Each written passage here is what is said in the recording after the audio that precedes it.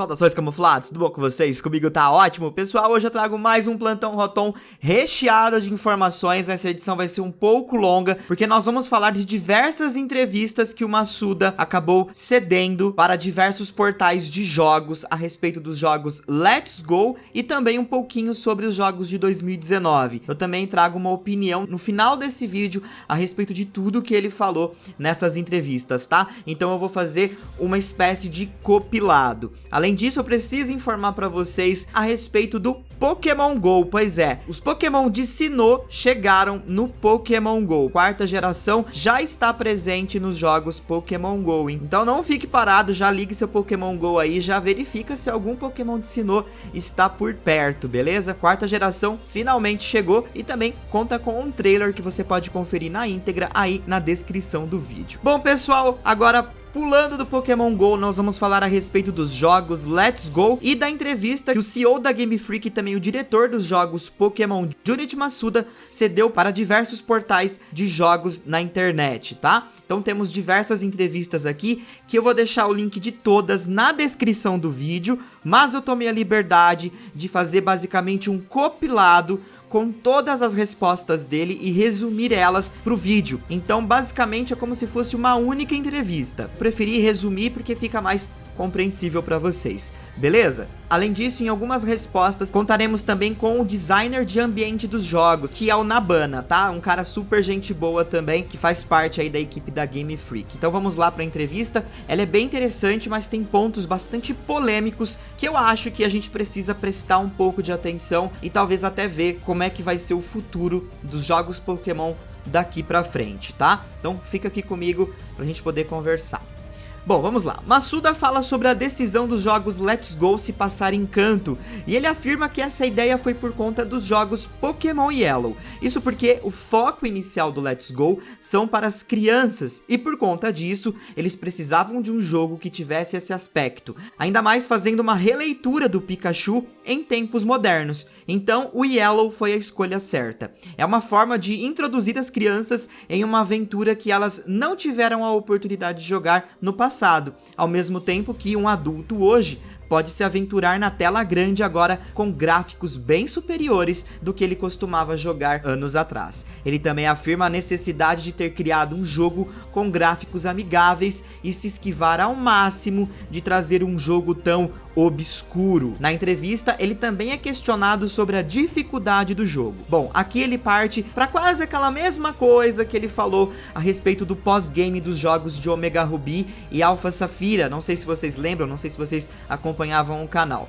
Mas em resumo, as crianças de hoje em dia não se prendem mais aos jogos com muito tempo de duração. Elas querem coisas mais rápidas. E aí ele faz até mesmo um comparativo, um paralelo com os jogos de celulares. E esse foi um determinante para definir que o jogo estaria indo para um caminho mais simples, ao mesmo tempo que ele faz uma comparação do primeiro jogo com esse jogo, onde antes você tinha mais dificuldade para andar pelo mapa, as coisas eram mais lentas, e agora você pode correr e andar para todos os lados, dando a oportunidade de você decidir como você quer jogar. Porém, ele afirma estar ciente a respeito dos fãs mais old school que gostariam que o jogo estivesse mais difícil. E aí ele cita que para esses fãs, eles decidiram criar os Master Trainers, que inclusive eu citei eles no vídeo de ontem, dá uma conferida aí. Mas em resumo, são treinadores que você desafia no final do jogo. E aí, ao derrotar eles, você ganha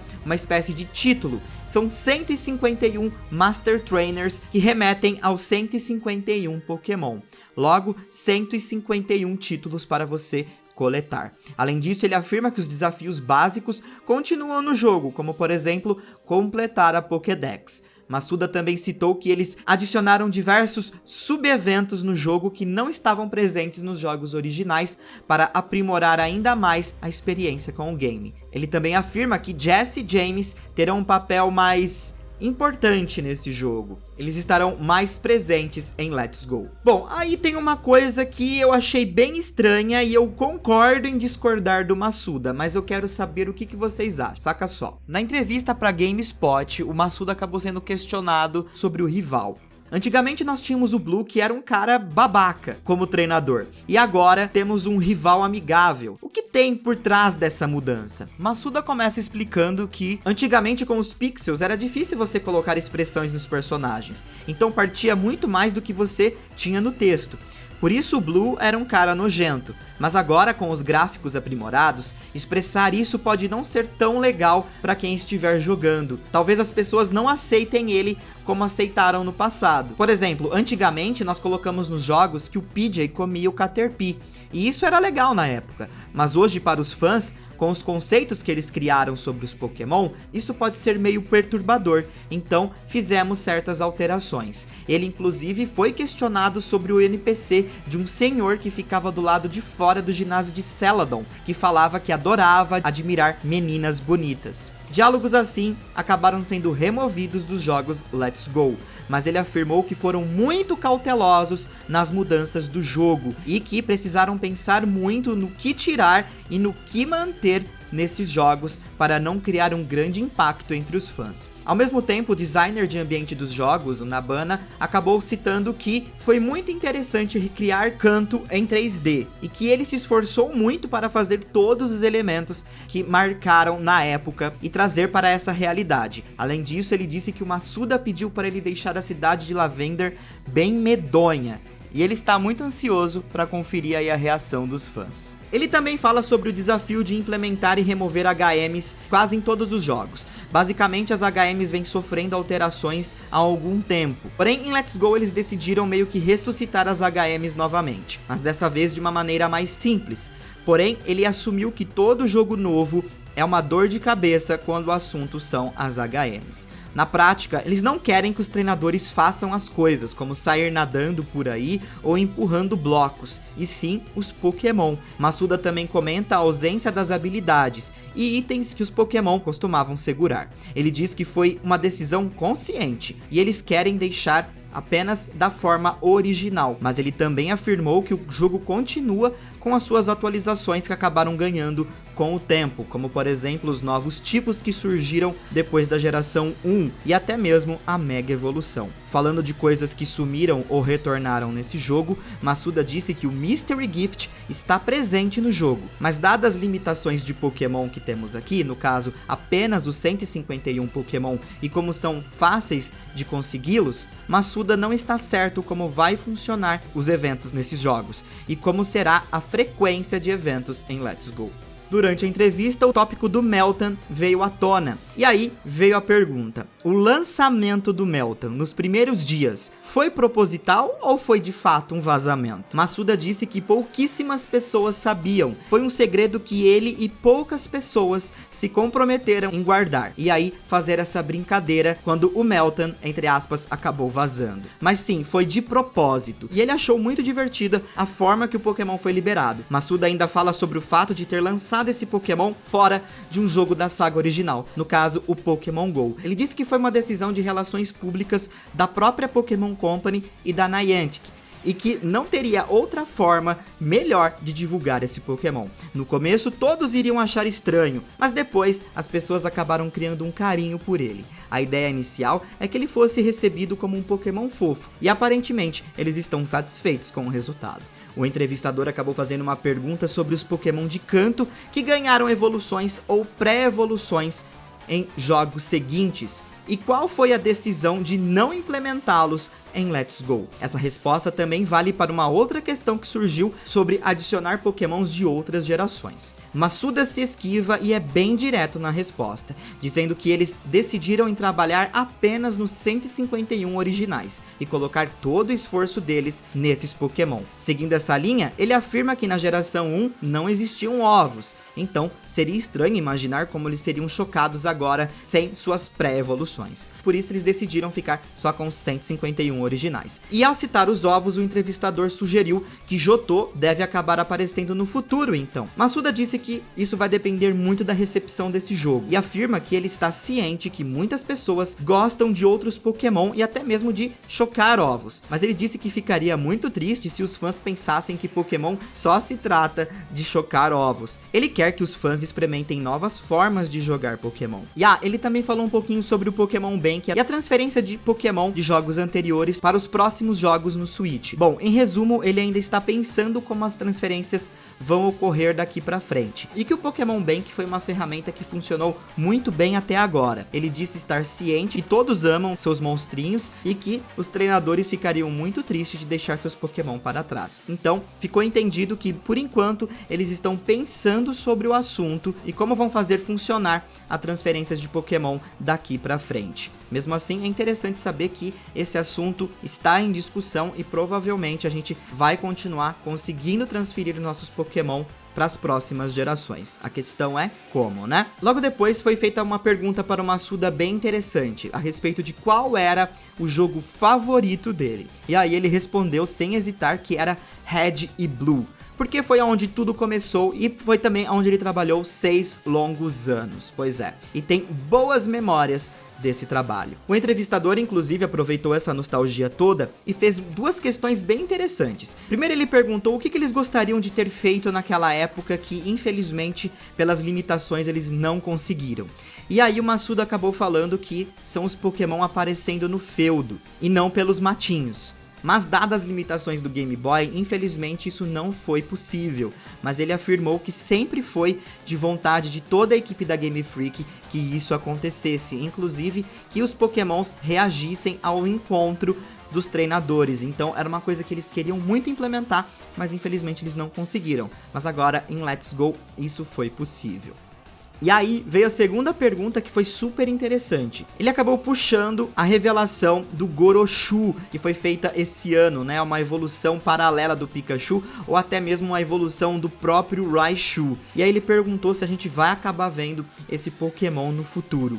E essa resposta ela foi muito impressionante, saca só. Masuda disse que não. Ele disse que esses Pokémon foram descartados. E quando isso acontece, eles não voltam a aparecer com a possibilidade de entrar em futuros jogos. E sendo assim, ele vê a possibilidade do Goroshu surgir nos jogos Pokémon como muito baixa. Todos os Pokémon têm que ter uma explicação convincente para estar presente no mundo Pokémon. Se não existir uma explicação, ele não será implementado. Isso dá a entender que os Pokémons que tiveram os designs antigos revelados, como por exemplo o Tortuga, e que acabou aparecendo em um jogo mais recente da franquia, no caso na 5ª geração, na verdade nunca foi descartado, só acabou sendo reservado para um futuro jogo, ou eles acabaram tendo uma explicação para a adição desse Pokémon naquela geração. Então depende muito das necessidades de X geração para que um Pokémon descartado possa ressurgir. E aparentemente as possibilidades dessas situações acontecerem são muito baixas. Inclusive foi citado que o processo para um Pokémon ser aceito, o design de um Pokémon ser aceito, é um caminho de idas e voltas muito árduo. Não é uma coisa tão simples. É extremamente burocrático para um Pokémon ser encaixado numa Dex. Isso é muito interessante. Para finalizar, foi feita a questão a respeito dos jogos em mundo aberto. Eu não sei se o autor dessa entrevista desconhecia a entrevista do Masuda para Game Explain, aonde ele afirmava que ele já estava trabalhando em um jogo de mundo aberto. Mas ele acabou questionando se a Game Freak pensa em trabalhar em jogos de mundo aberto, como estão dando as caras agora em jogos da Nintendo, como por exemplo o Zelda e o Mario. E o Masuda disse que sim, que eles têm como possibilidade disso acontecer no Nintendo Switch. Porém, na entrevista ao The Verge, Masuda assume que o próximo jogo da franquia, no caso, os jogos de 2019, serão o ponto de partida de como os jogos vão ser nos próximos 20 anos. Bom, pessoal, como o vídeo ficou muito extenso, né, eu vou deixar a minha opinião um pouco mais breve para não comer tanto tempo de vocês. Também vou tentar não ser tão ácido, como eu fui com a última entrevista do Masuda no ano passado. Inclusive, ele estava falando a respeito dos próximos jogos de Pokémon pro Nintendo Switch,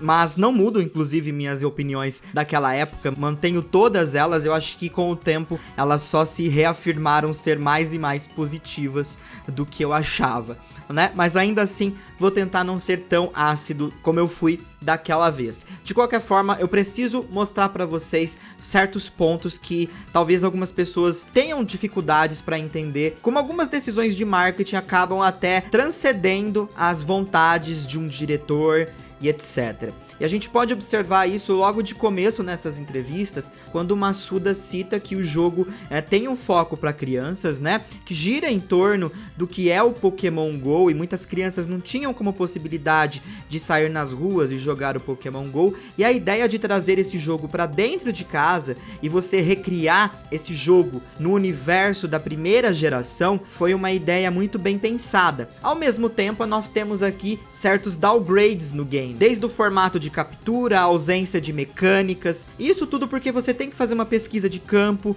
você tem que ver o que as pessoas estão jogando mais, como é o comportamento dessas pessoas nos jogos, e eu acredito que isso é muito predominante quando você vai criar um jogo. Não adianta você querer criar um super game se nem a metade dos players vai chegar a jogar ele até o final. Esse é um grande ponto aqui. E tendo ideia de como são os jogos Let's Go, no caso um jogo que é focado para criança, que traz as mecânicas de Pokémon GO, obviamente eu acredito que eles querem começar talvez uma nova linha de jogos. E isso é interessante, porque em diversos momentos ele acaba citando que eles vão precisar ver como vai ser a reação do pessoal com esse game. Mas isso acaba ficando implícito que existe essa ideia. Mas ao mesmo tempo a gente vê aquela situação meio preguiçosa. E, aparentemente o pós-game vai ser só isso mesmo, né? A gente captura ali o Mewtwo e depois vai lá, faz os Master Trainers, completa a Pokédex e por assim fica. Então, novamente um pós-game que é preguiçoso até mesmo num jogo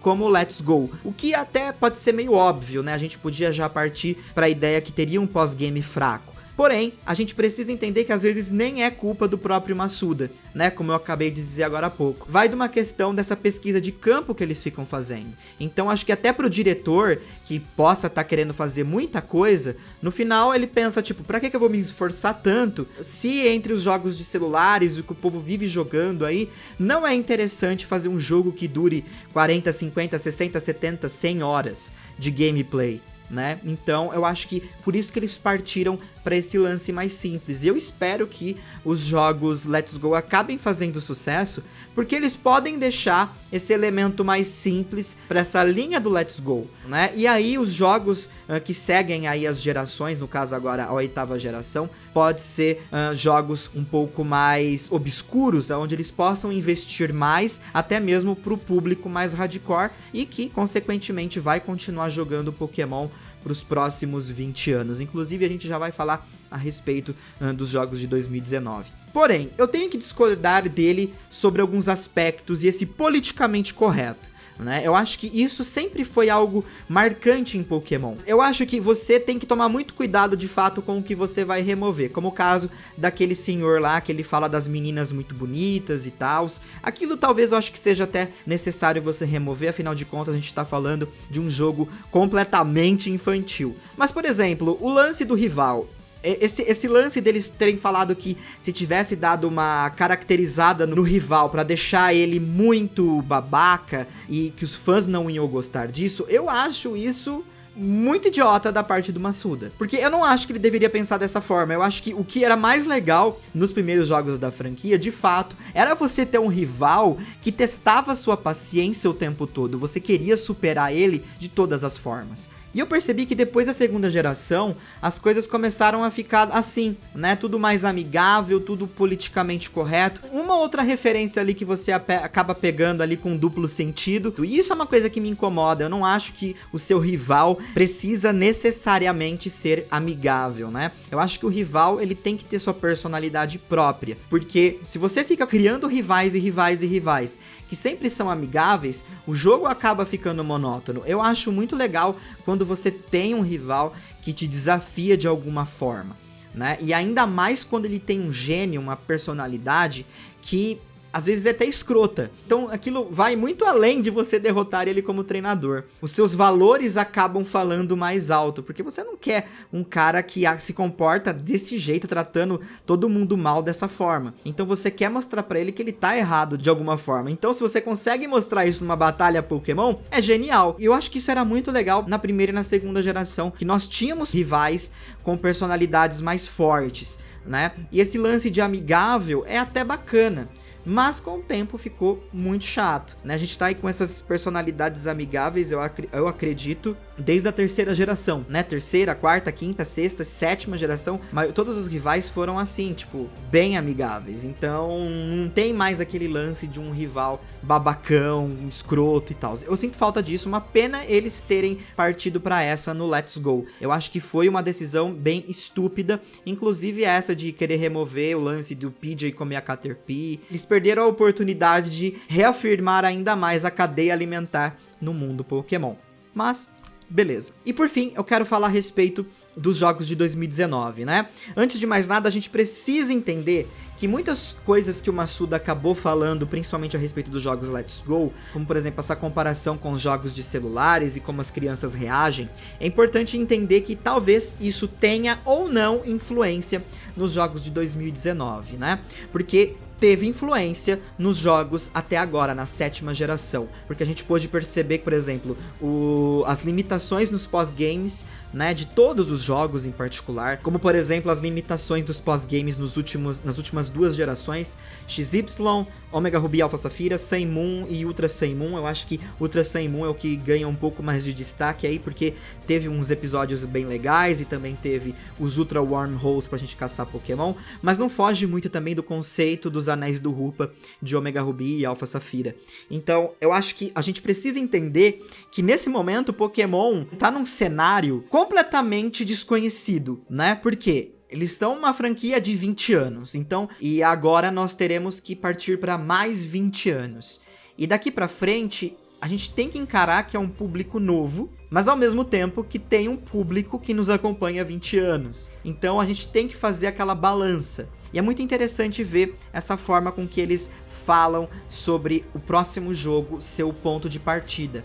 Ou seja, o próximo jogo, o de 2019, vai ser o jogo que vai revolucionar Pokémon, na minha opinião. E dali pra frente, todos os próximos jogos, nos próximos 20 anos, vão ter como base o jogo da 8ª geração. Então eu vejo isso de uma forma positiva. Eu acho que os jogos de 2019 vão ser bastante reveladores. Eu espero com muita ansiedade o que a gente pode aguardar de lá. Mas ao mesmo tempo eu fico bastante preocupado em relação a esse pensamento do Masuda sobre criar jogos que são mais fáceis, mais limitados, né, por conta da pesquisa de campo que eles fazem, por conta de ver como as crianças reagem aos jogos. Eu acho que essa limitação de pensamento sobre como os jogos devem ser, por conta que as crianças não jogam tanto como antes, ou que elas se prendem muito pouco a games, e como tem diversos jogos para jogar, elas jogam muito pouco cada jogo, etc, etc.